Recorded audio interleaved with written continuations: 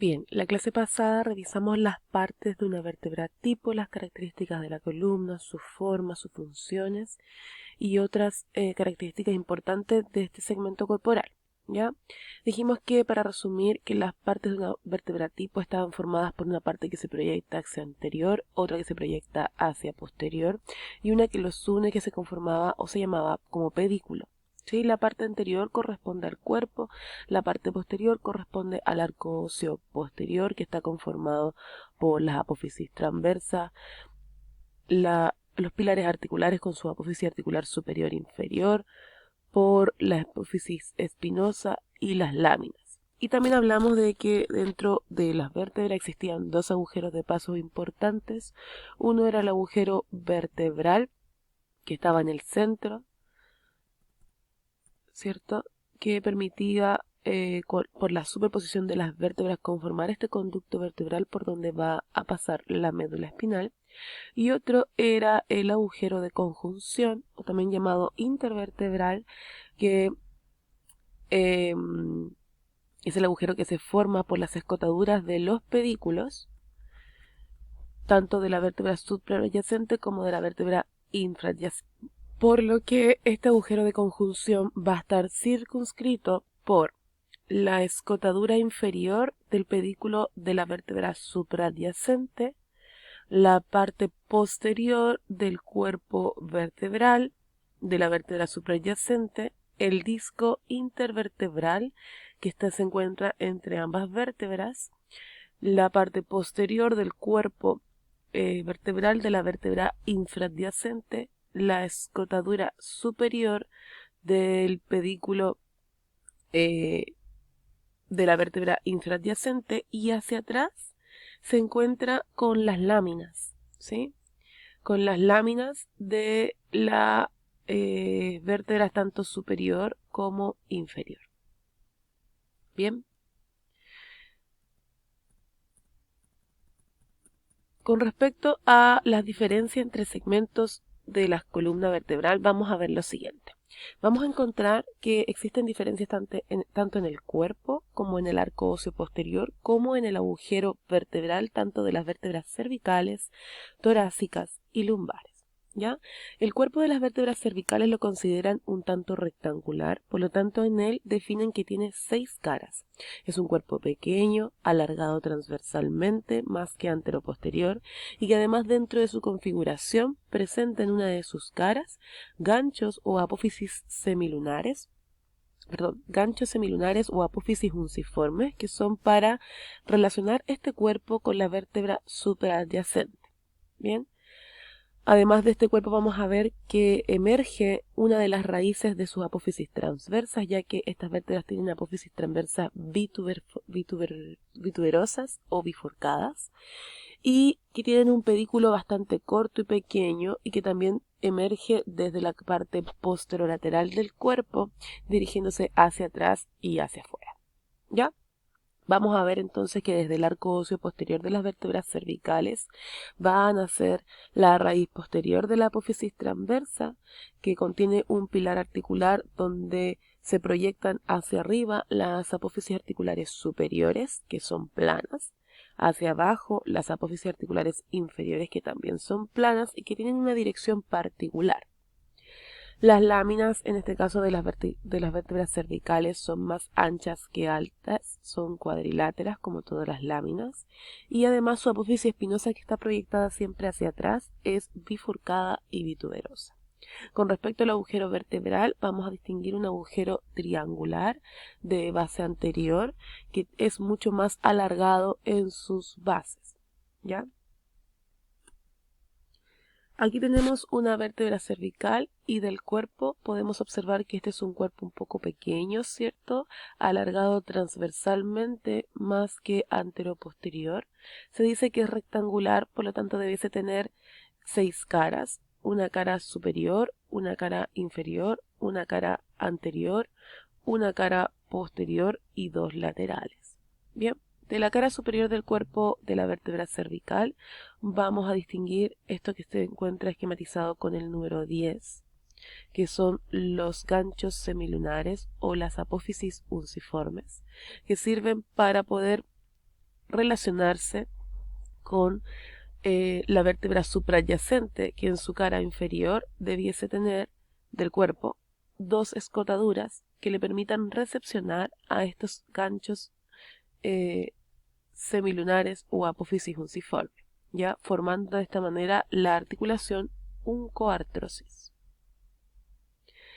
En la cara inferior, por lo tanto, del cuerpo vertebral vamos a encontrar hacia lateral de este dos escotaduras excavadas, ¿cierto?, que sirven para la recepción de los apófisis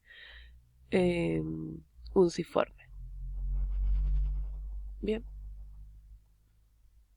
En la cara anterior no encontramos grandes detalles, sino que se encuentra una pequeña proyección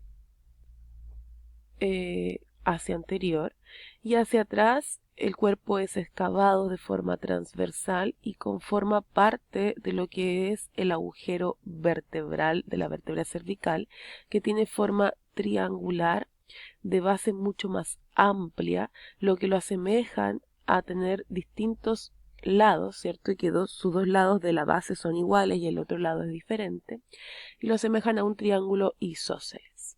Bien.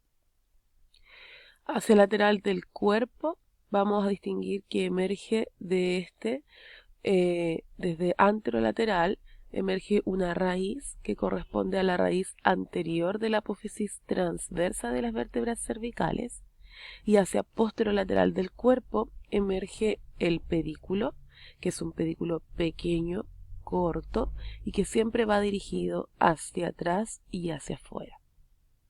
Bien. Con respecto a las apófisis transversas de las cervicales tienen dos raíces. La anterior emerge de la parte anterolateral del cuerpo y la posterior emerge desde el pedículo vertebral. Se unen en el centro a través de un agujero transverso, que es un agujero de paso único de las cervicales, y que por él va a pasar la arteria y la vena vertebral. ¿Sí? Este agujero se encuentra en todas las vértebras cervicales y por él solamente pasa la arteria vertebral y la vena a partir de la sexta cervical hasta la primera.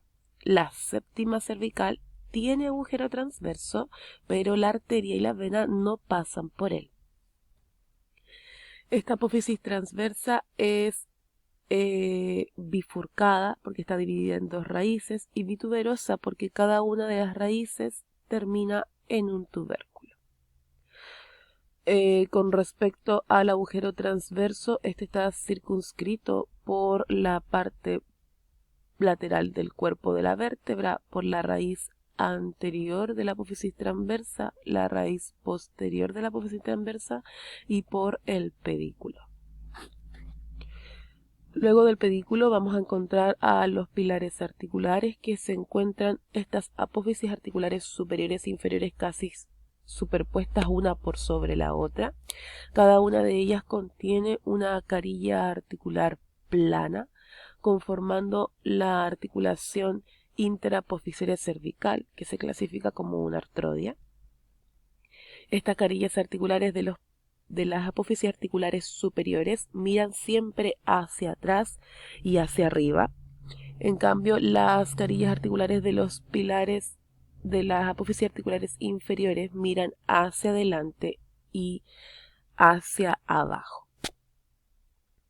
Vamos a tener luego a las láminas. Estas láminas son cuadriláteras, eso quiere decir que tienen 4 lados, ¿cierto? Uno interno, uno externo, uno anterior y otro posterior. Son más anchas que altas, y en su parte interna, cuando se unen ambas láminas, van a conformar la base de la apófisis espinosa de las vértebras cervicales, la cual está proyectada siempre hacia atrás y, como ustedes pueden observar, es bifurcada y bituberosa. Con respecto a las características especiales de las vértebras dorsales, vamos entonces a distinguir que existen diferencias, como en el cuerpo, donde el cuerpo de una vértebra dorsal es mucho más simétrico y sí o sí tiene forma cilíndrica. Eso quiere decir que presenta una cara superior, otra inferior y una circunferencia, que además dentro de este cuerpo vertebral contiene carillas semicirculares, dos hacia un lado y dos hacia el otro, hablando exclusivamente de las vértebras tipo dorsales.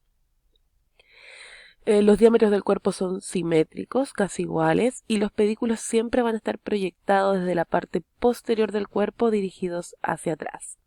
En el arco óseo posterior vamos a encontrar que contiene apófisis articulares superiores e inferiores que están en una dirección particular, apófisis transversas unituberosas que contienen una carilla articular que es para relacionarse directamente con las costillas, apófisis espinosas también unituberculosas y dirigidas hacia atrás y inclinadas directamente hacia abajo, que tienen forma de prisma, y láminas que son tan altas como tan anchas. ¿Ya? En este caso, el agujero vertebral, como esta es una vértebra casi simétrica, es mucho más pequeño y redondeado. Veamos lo siguiente. Aquí tenemos una vértebra dorsal tipo, vista desde un plano axial superior, ¿cierto? Un plano transversal, vista desde un plano frontal posterior y vista desde un plano sagital. El cuerpo de la vértebra dorsal es mucho más simétrico, de tamaño medio, donde el diámetro anteroposterior es casi similar al diámetro transverso. Tiene forma de cilindro, eso quiere decir que tiene una cara superior, una cara inferior y una circunferencia. Y la característica particular que tiene este cuerpo y en todas las dorsales, independiente si es una vértebra tipo o es una vértebra especial, es que dentro del cuerpo siempre van a tener carillas articulares. La vértebra dorsal tipo siempre presenta dos hemicarillas, ¿ya? Una proyectada hacia posterolateral superior del cuerpo vertebral y otra proyectada hacia posterolateral inferior del cuerpo vertebral, y esto por cada lado del cuerpo. Es decir, presenta dos semicarillas por el lado derecho del cuerpo y dos semicarillas por el lado izquierdo del cuerpo. Bien.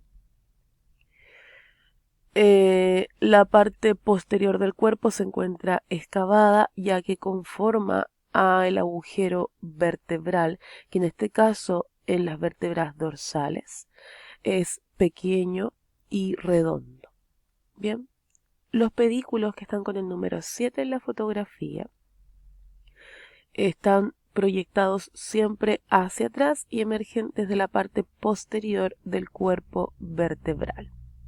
Las apófisis transversas, que son un tanto más grandes obviamente que las vértebras cervicales, tienen una gran diferencia porque son unituberculosas y en su vértice van a terminar en una carilla articular plana, que es para articularse con el tubérculo costal de las costillas. La base de las apófisis transversas se va a relacionar con el agujero vertebral. Los pilares articulares, que son los que vamos a ver aquí con el número 9 y con el número 3, ¿cierto? Va a tener una proyección hacia superior, que son las apófisis articulares superiores, que como ustedes ven en esta fotografía presentan una carilla articular plana, que en esta ocasión se dirige hacia atrás, hacia arriba y hacia afuera. Por lo tanto, las carillas articulares de las apófisis articulares inferiores, que están con el número 3, se dirigen hacia abajo, hacia adelante y hacia adentro.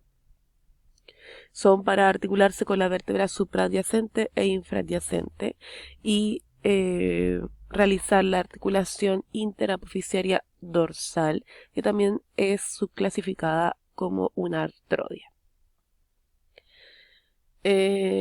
Las láminas de las cervicales que observamos con el número 6 son tan altas como anchas y en el borde interno se juntan y conforman la base de esta proyección, que que está con el número 8, que es la apófisis espinosa de las vértebras dorsales, que es mucho más larga, se encuentra proyectada hacia atrás e inclinada hacia abajo, que tiene forma de prisma, por lo tanto tiene 3 bordes y 3 caras. Con respecto al agujero vertebral, este es redondo y está circunscrito por la cara posterior del cuerpo vertebral, por los pedículos, por la parte posterolateral está circunscrita por la apófisis transversa y las láminas. Con respecto a las vértebras lumbares, vamos a ver que su cuerpo es mucho más robusto, sigue siendo cilíndrico, es decir, contiene una cara superior, una inferior y una circunferencia, pero este cuerpo, además de ser robusto, es alargado de forma transversal.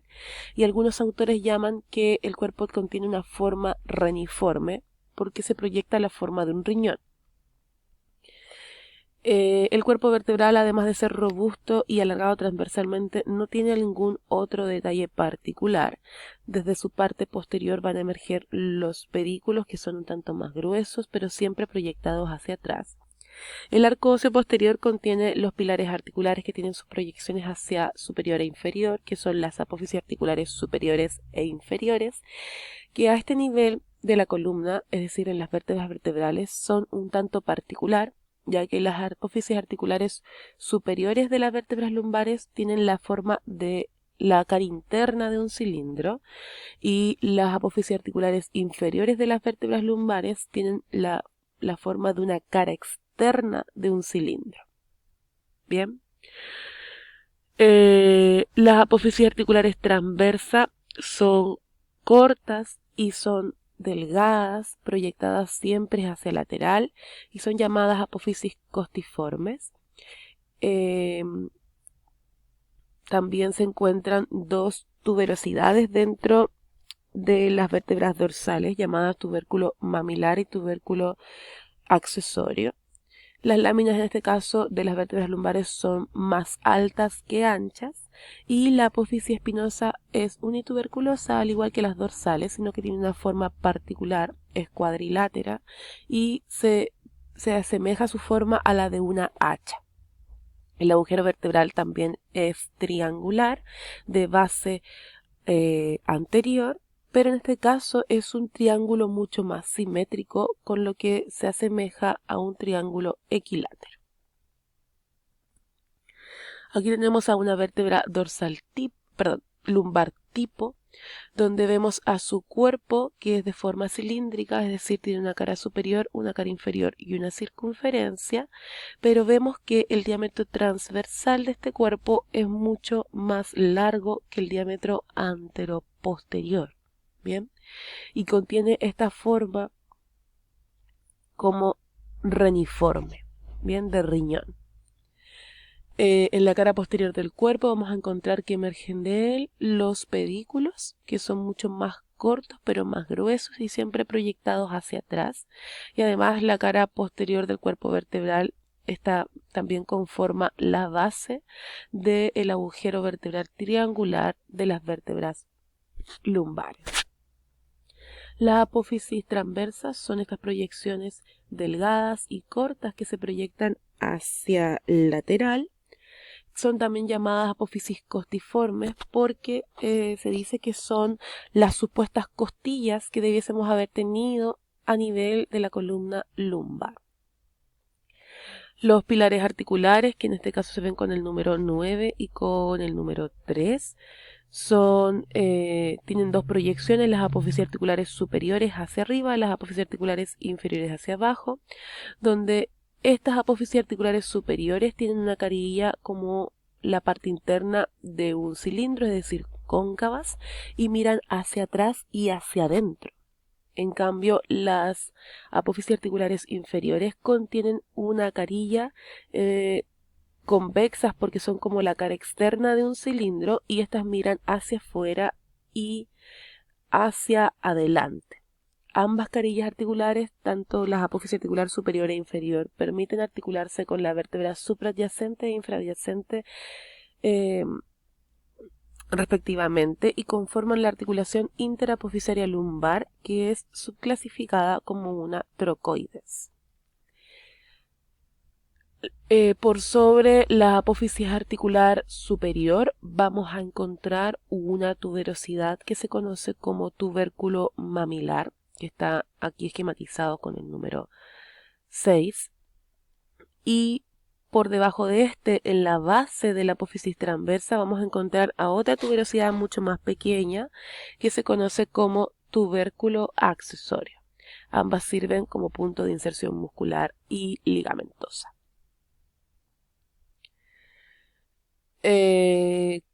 Con respecto a la apófisis, a las láminas de las vértebras lumbares, estas son cuadriláteras como todas las láminas y son más altas que anchas, y en su parte interna se unen para conformar la apófisis espinosa de las vértebras lumbares, que es unituberculosa y proyectada hacia atrás, y que además es cuadrilátera porque posee 4 bordes, uno superior, uno posterior, uno inferior y otro anterior, que está conformado por la unión de ambas láminas.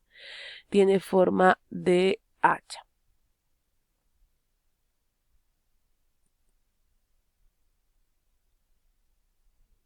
Con respecto al agujero vertebral, vamos a ver que es triangular de base anterior, pero es mucho más simétrico, donde todos sus lados son relativamente iguales y por lo tanto lo asemejan a un triángulo equilátero. ¿Cuál es la regla para poder distinguir a las vértebras según su segmento? Que si una vértebra tiene agujeros transversos, sí o sí es una vértebra cervical. En cambio, si esta vértebra no contiene agujeros transversos, podríamos decir que es una vértebra lumbar o torácica. Para que sea una vértebra torácica, debemos fijarnos entonces en el cuerpo, ya que si esta vértebra contiene carillas articulares en el cuerpo, vamos a decir que es una vértebra dorsal. Y por lo tanto, si carece de carillas articulares en el cuerpo y de agujeros transversos, diremos entonces que es una vértebra lumbar. Entonces, la regla es: si la vértebra tiene agujeros transversos, es una vértebra cervical. Si contiene carillas en el cuerpo, es una vértebra torácica o dorsal.